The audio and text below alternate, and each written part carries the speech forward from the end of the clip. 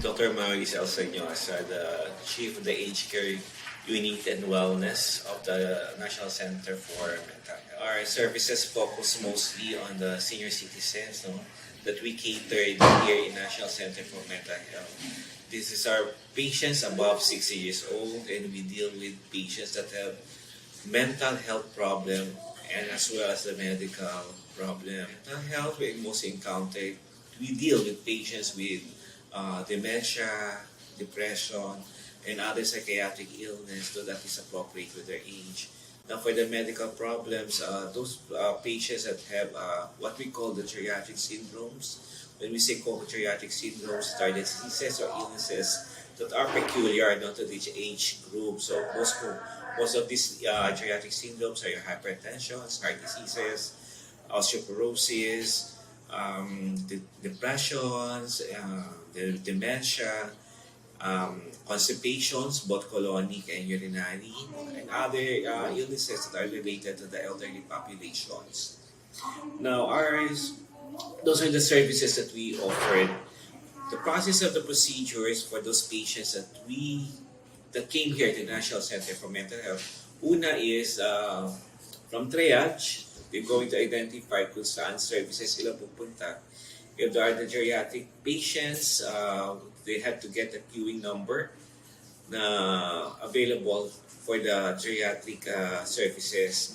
Then from the queuing services, from the queuing number, ilalabas ng record, yung mga records sa mga pasyente, and then i-assign na siya sa mga residents or fellows sa titingnan. From there on, once ma-assess na aming mga doctors, then prescriptions will be given and then advice when to follow up. And then some of the patients mostly go to the malasakit to avail the free medicine. So from there on, makikita na lang nila kung kailan sila magpa-follow up.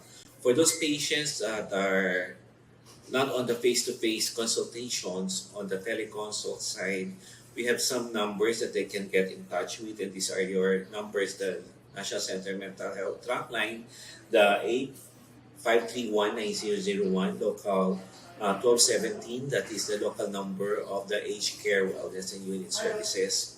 Now, they can also go into the website, they can make an appointment through e-consultations at gmail.com to set their appointment. Then our secretary will assign them we'll give them the assigned date, and then the doctors that will be taking care of their needs. So, ganun na nagiging setup namin dito sa Aged Care and Wellness Unit.